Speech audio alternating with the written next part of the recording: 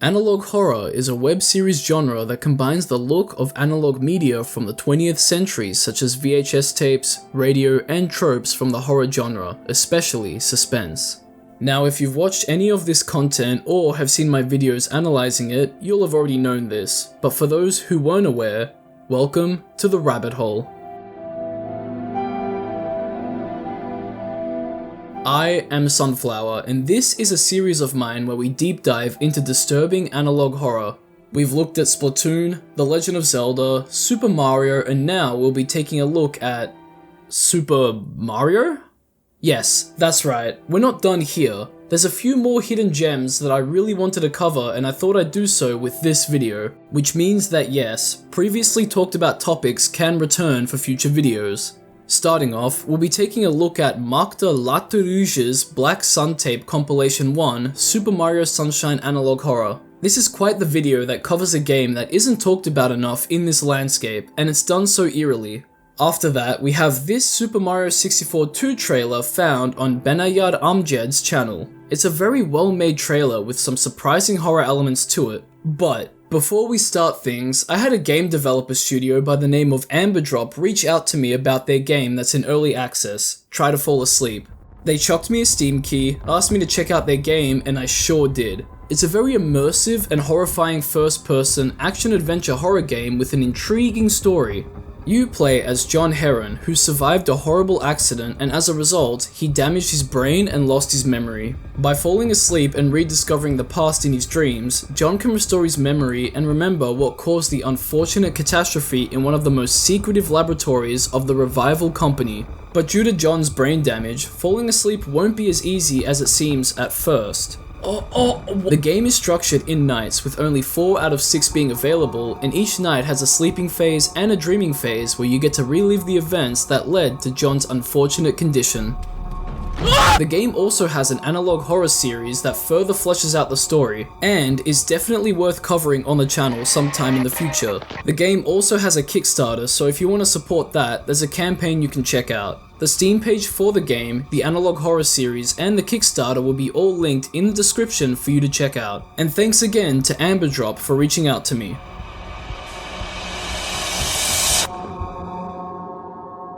Without further ado, let's take a look at some more of Super Mario's disturbing analog horror.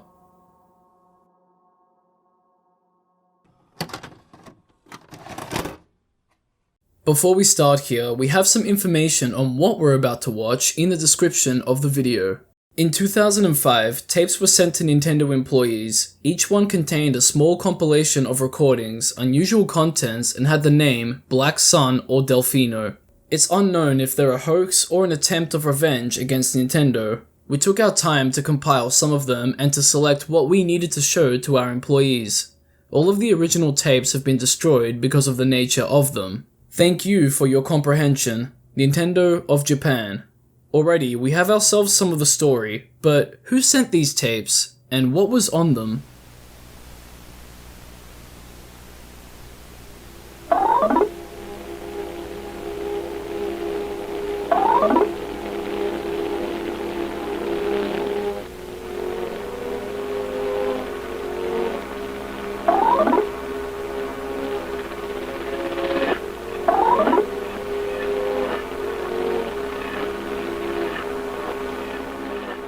2001. This year, the system generated a self-sufficient generation inspired by the noise of Perlin.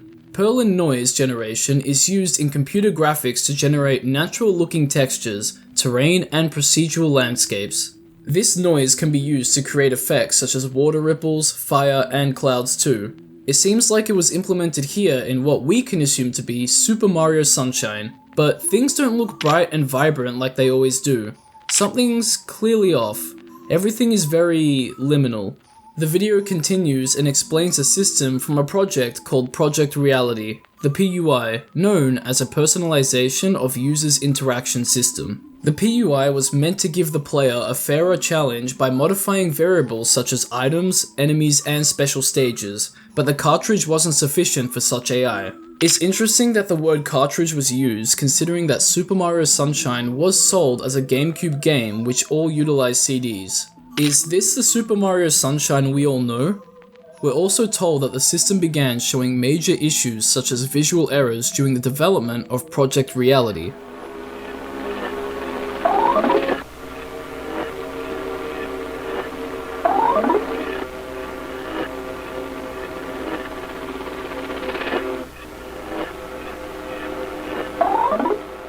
Did you see it? Let's rewind slightly and pause here. PlayerModel.js not found in /player_data files. If mistake persists, write working if being the target. Note, there is something strange with the entrance of Carnival level. There is a bug zone within the level. When the character interacts with this zone, he falls down through ground at high speed and enters the exclusion landscape. This plane thing tries something. The only Carnival style level in the game is Pina Park. What could all of this be about? What plane thing? Things continue and we're informed that this game has been delayed and that this project and the program are being refined. Project Reality and the PUI system? We're informed that the PUI had been updated during Mario 64 2 and Mario 128's development and could be implemented into the current Project Sunrise as well as future Zelda games in the form of other versions, until Nintendo dismisses us for such foolishness.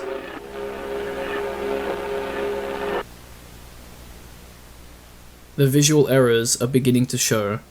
We have a lot of background information given to us already with a lot of very important names: personalization of users' interaction, Project Reality, Carnival level, Mario 64 2, Mario 128, and Project Sunrise. The personalization of users' interaction system is an AI of sorts that sounds very similar to the well-known one that's thought to believe to exist in Mario 64. It's thought to react and change to how the player plays the game and makes adjustments to gameplay accordingly. Interestingly, something similar has made its way to Project Sunrise. Now, Project Reality, well, that was a name given to the Nintendo 64 before it was called the Nintendo 64, just like how Ultra 64 was another name given to it. Thanks to everyone who pointed out that the Nintendo 64 was called the Ultra 64 at some point in my previous Super Mario's Disturbing Analog Horror video. I was aware of this thanks to the rise of the Mario 64 iceberg years ago. I just thought I'd make a connection to MK Ultra because of their shared psychological themes if you take the creepy theory side of Mario 64 into account.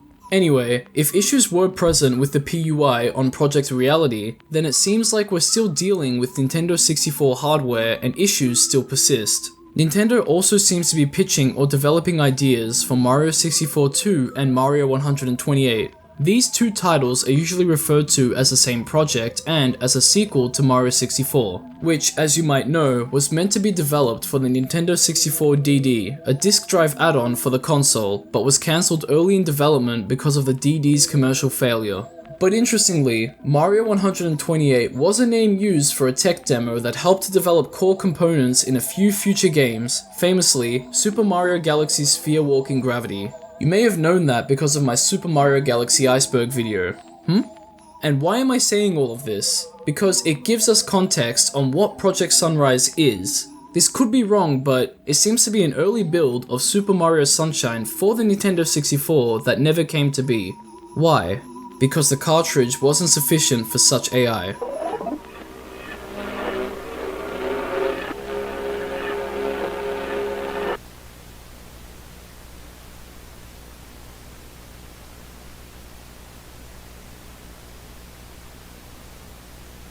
Hey John, it's been a while.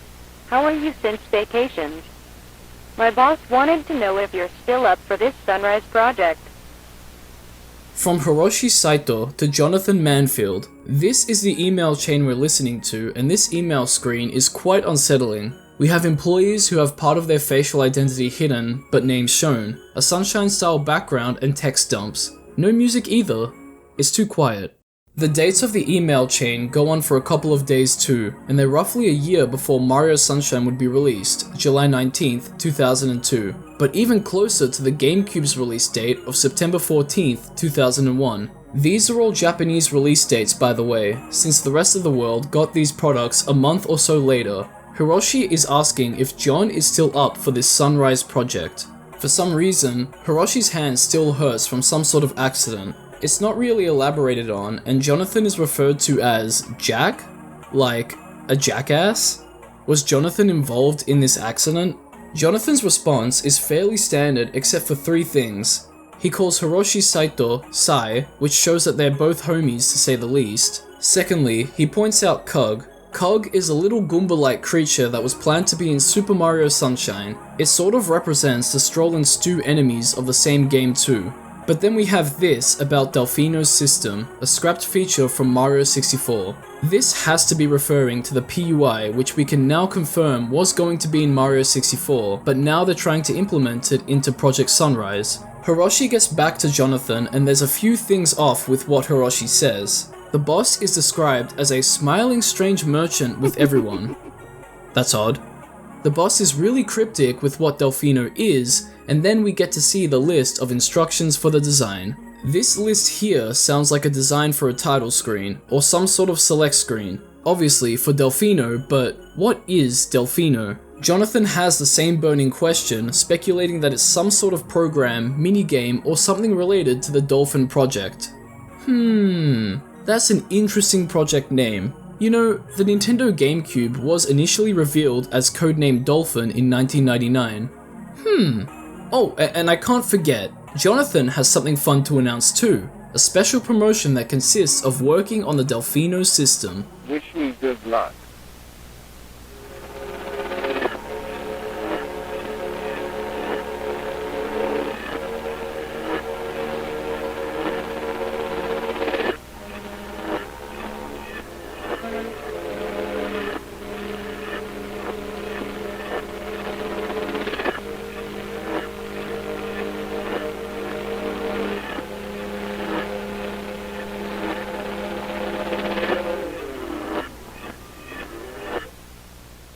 It was before the sun downing. It was before the sun fell down. This looks like Mario Sunshine, or at this time, Project Sunrise, but it's dark, blotchy, and full of harsh contrasts in the lighting. It seems like this place used to be fun and full of happiness, until the sun was taken away. But by who? Is Jonathan or Hiroshi involved? This might be the PUI system, a personification of it, or something living within it. Another visual error?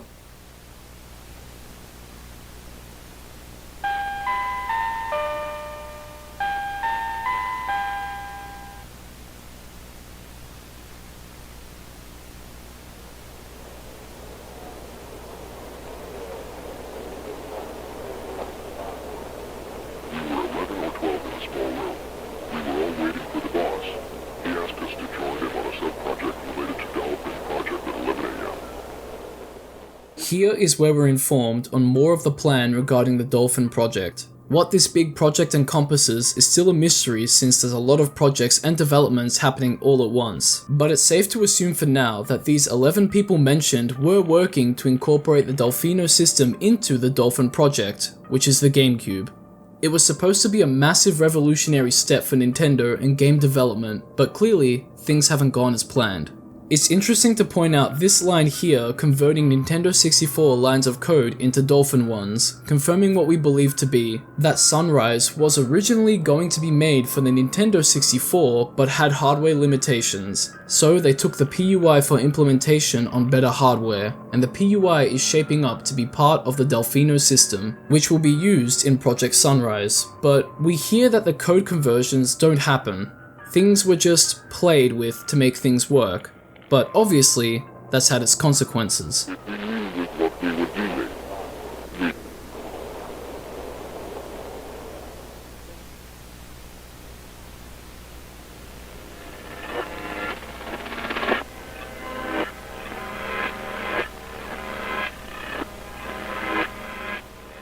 Why has the sun been taken away from Project Sunrise? This AI that's living in this sundowned world wants answers. Is it part of the PUI, which in turn might be a part of the Delfino system? It sounds like this being isn't alone too. It mentioned an us. What's really bizarre out of all of this is the removal of the sun. Why was the sun taken by the assumed culprit, Jonathan, the fake god? What did Jonathan do while working on things? It was only meant to be for a few hours, right? So where'd it go? Even this being understands that it couldn't have crashed anywhere and that it was taken. Regardless, why take it in the first place? Is this a consequence of the playing with the engine done to make the task easier? One other thing to mention is this line here, don't overwork or get sundowned.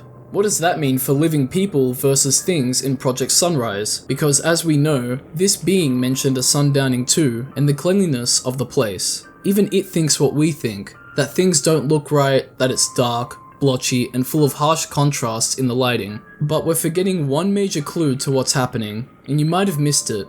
This screen flashed at the end of this part is a script for the introduction at DP, Delfino Plaza? This seems to follow some sort of intro sequence where the player, playing as Mario, helps out Bethany's mother, the priestess of the sand god, who was sick because of an ink monster. She thanks him, wishes him luck on his quest, introduces herself, and asks where Mario has come from. The being that we've seen is very likely to be Bethany then. But what is this big-headed tower? Something like the Shine Gate? What's with the story it told Bethany about wishes? If it's true, then what is black sand? We've seen a lot of sludgy black texturing throughout the place. Could some of it be black sand? We can only speculate for now. And what does Delfino will do the trick later mean here at the end of the script? What trick? What is the system going to do? Does this imply that the PUI and Delfino system are two different things entirely but are used in conjunction with each other? This is all so dark and mysterious, and there are so many questions to be answered.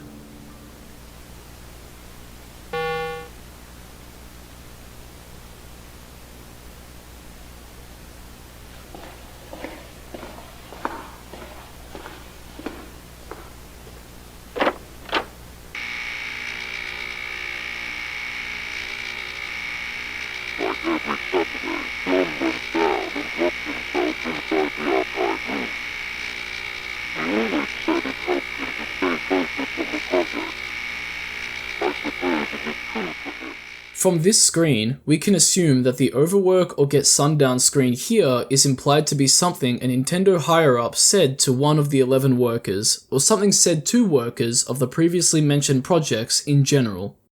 05/19/2001, roughly 2 weeks after this email chain between Hiroshi and Jonathan.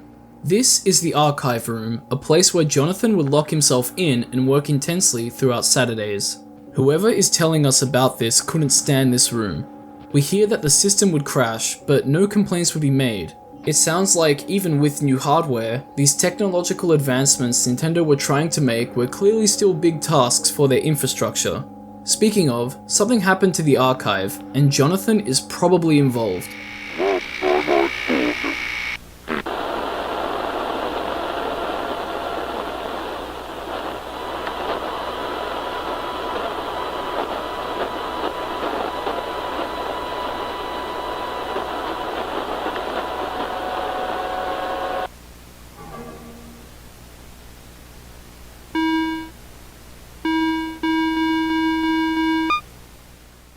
The 3D look and sounds everything gives off is incredible, but behind all of that, there's something sinister going on. Someone, most likely Jonathan, has tampered with game files and settings data. Jonathan is the only person to our knowledge that works in the archive room every Saturday. A major hint that this is his doing is the email chain we see between him and Hiroshi. This alert box we see matches parts of the description that Hiroshi's list from the boss states on it. It might be a coincidence, but the way the red, green, and blue boxes are designed matches what was described in the email. So this could be the Delfino screen, maybe a rough version of it. Or Jonathan has taken inspiration from the Delfino screen and applied some of that to other things.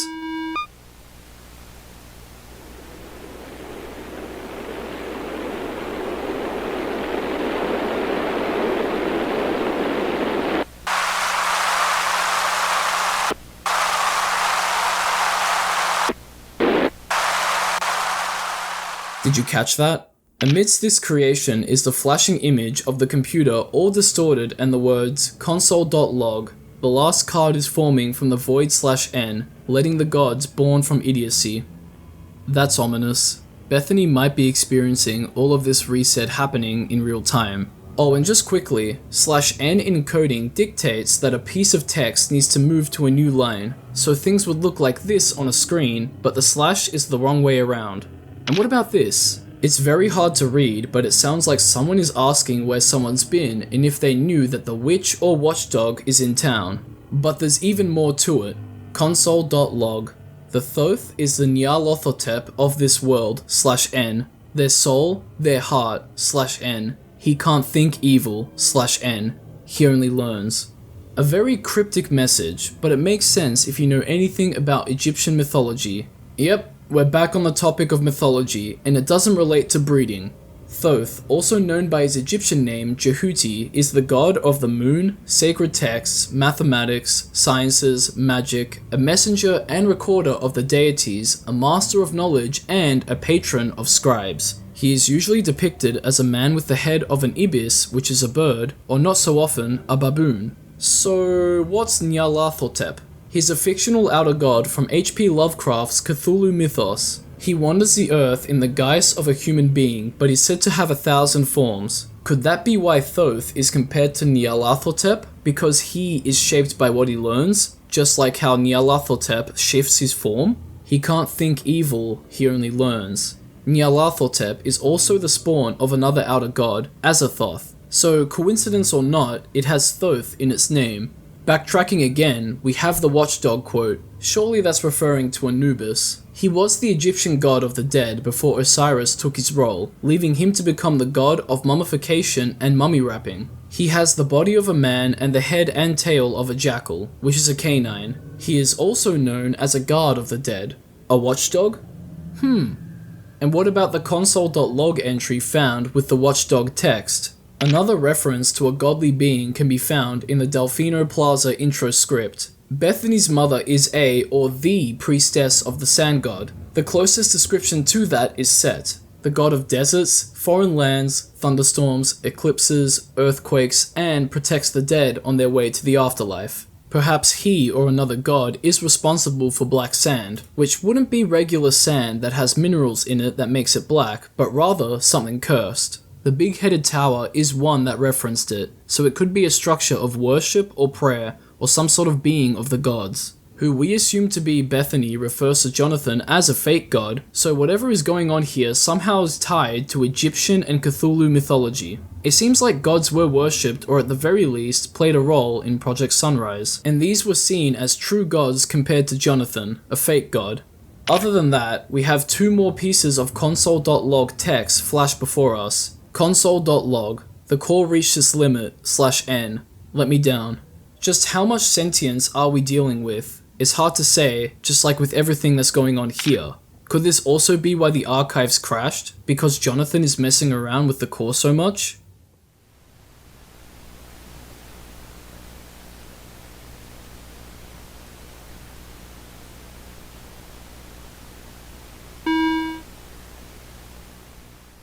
Dawn of the first day.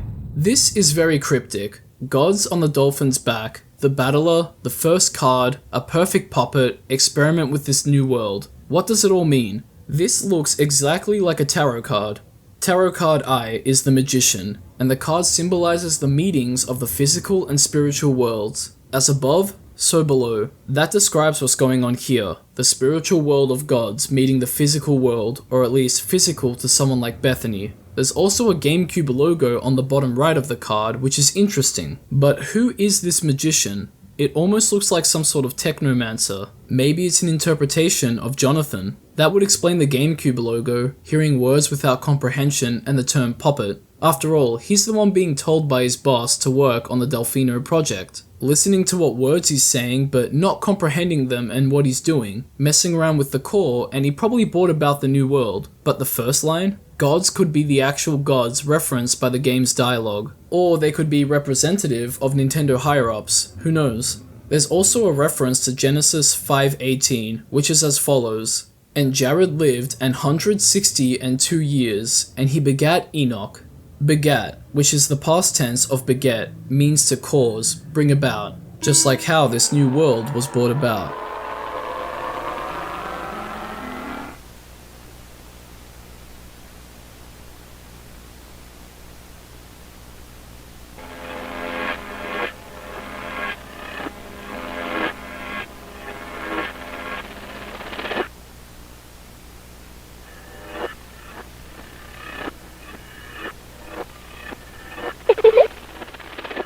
But as we see, this new world isn't looking so good since the sun downing. That is, assuming that this is the new world. People are misbehaving ever since they've been taken away from him. Who could him be? But obviously, we're told that it wasn't always like this. We have a dolphin statue referenced here just as a dolphin was referenced in the previous reading. Could they be connected? A statue given to the people with gods riding upon them near the gates that lead to Heaven's Beach? Whatever that could be.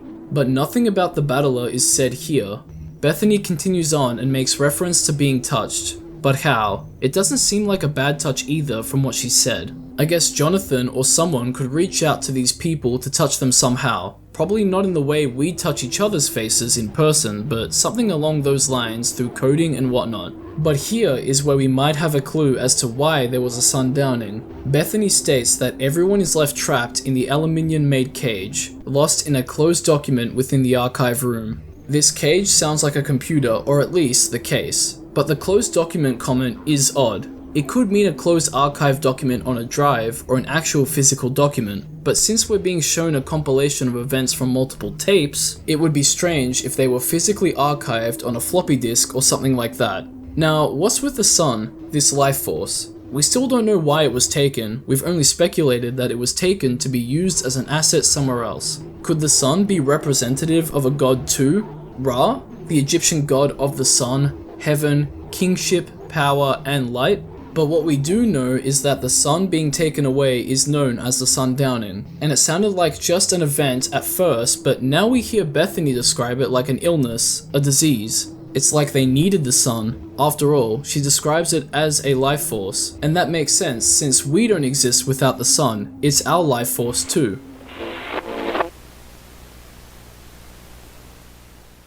After this creature stomps through, the tape ends. Did it succumb to sundowning?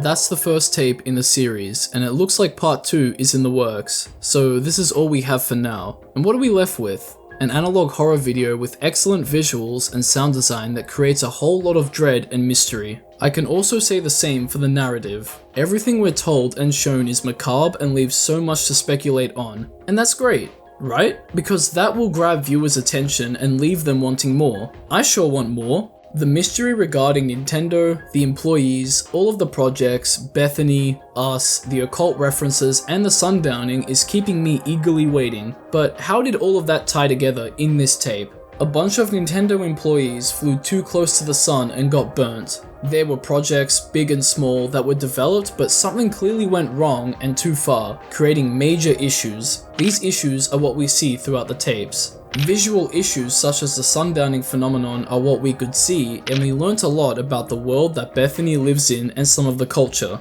It used to be a happy-go-lucky place until the sun was taken away, but we don't know why the sun was taken away. We don't know about anyone else living in this world either, and there seems to be godly beings that are referenced in text throughout the tapes. One thing we didn't see in this tape was the black sun and what it is. It might be what's causing this to the world, but we don't know yet, and I wonder how else Jonathan is going to tie into all of this. So, if you want to see the next tape in the Black Sun tape compilation series as much as I do, why not subscribe to Machta's channel? And while you're there, why not check out some of his other videos? They're very dreamlike and surreal in nature. I'd highly recommend watching them if you're into that stuff.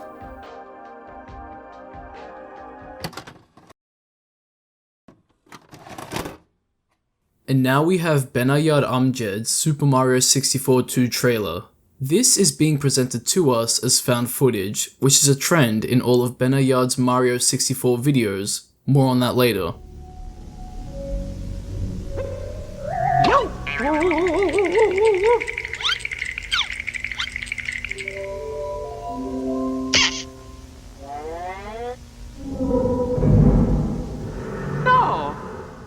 With what's being shown, it seems like Bowser has taken Peach again, and this time, Luigi too. And the person taking care of Luigi is one of his favorite enemies. So, a Boo? King Boo?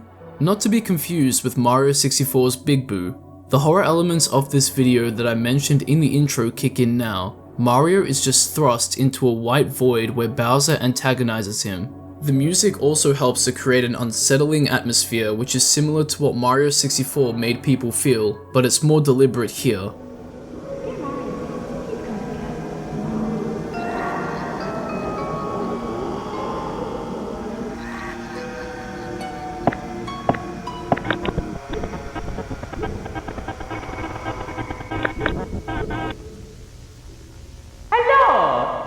This is insane. Things are continuing to escalate. It's like Bowser is taunting Mario, beckoning him to come and fight him. That would set up Mario 64 2's story as one of revenge for Bowser, seeing as he's probably way more confident now that he's upped the stakes for Mario and has even more backup thanks to who we can assume to be King Boo. Bowser had hidden power stars in Mario 64's Big Boo's Haunt, but now it sounds like he's moved to actively working with the king.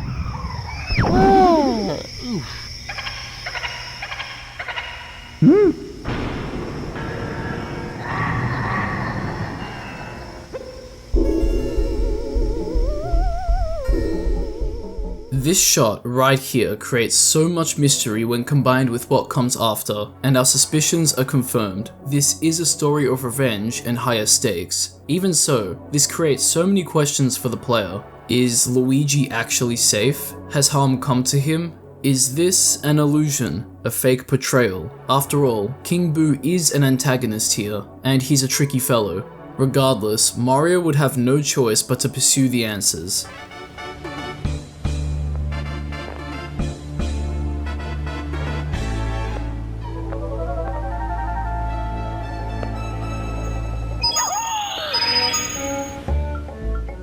And then from here, we get some gameplay footage. The biggest takeaways are the new areas we see. They could be Peach's castle, and we can see some Luigi gameplay. So that means we can save and play as Luigi, right?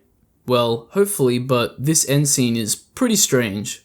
So this is a fan-made trailer for Mario 64 2. As we saw, it was made extremely well and it was written and animated by Benayad. He has some help from someone else that goes by Marty Ryan Channel, who recorded the gameplay, and then the ROM we see in the gameplay was credited as Mario Nova 64's creation. You may recognize Nova's name as the person that posts Mario beta footage and mods, among other things. All of this combined creates an immersive and well-made trailer with superb animations, visuals, and sound effects. These captured that late 90s, early 2000s aesthetic, which is perfect for analog horror, even though it didn't lean into that as much in the second half of the video. But how did Benayad get to this point, this video? Well, he's shown interest in Mario 64 in the past. During the initial Mario 64 iceberg craze, he created a few videos surrounding the topics of the iceberg. For instance, Wario Apparition 1995-07-29, Do Not Research.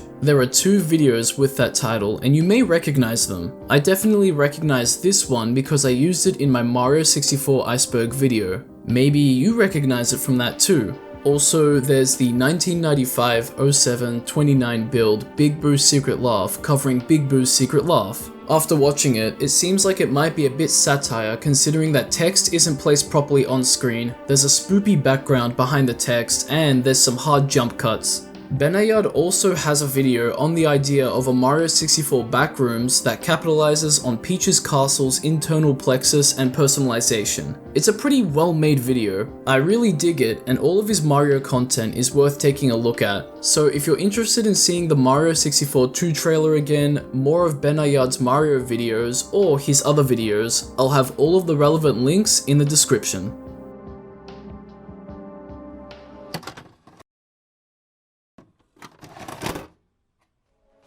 And that's that. We took a look at the first tape in the Black Sun compilation series by Machta Laterrouge. It was a very solid introduction to it that looked great, gave us enough story, but still left a lot to speculate on. Hopefully we get another part soon. And then we had Benayad Amjed's Mario 64 2 trailer that was clearly made with a lot of love and passion behind it. The other Mario content on his channel was interesting too. So, as I've already said, their channels and video links will be in the description, so go and give them some support on their content if you wish to do so. Now as always, thanks for watching. Like and subscribe if you enjoy the content and want to see more. Leave a comment too with your thoughts on the video. If you have any suggestions for what I could cover next, let me know too. I've read a lot of suggestions that I've been given and I've looked into them, so who knows, maybe you'll see them in the future with other returning topics. Thanks again to AmberDrop for reaching out to me about their game Try to Fall Asleep. The game's in early access, so if you're interested in it, their analog horror series, or supporting their Kickstarter, their links will be in the description. Oh, ho, ho, ho, and we can't forget the massive shout out to my lovely patrons. You guys are absolute legends, and I'll catch ya in the next one.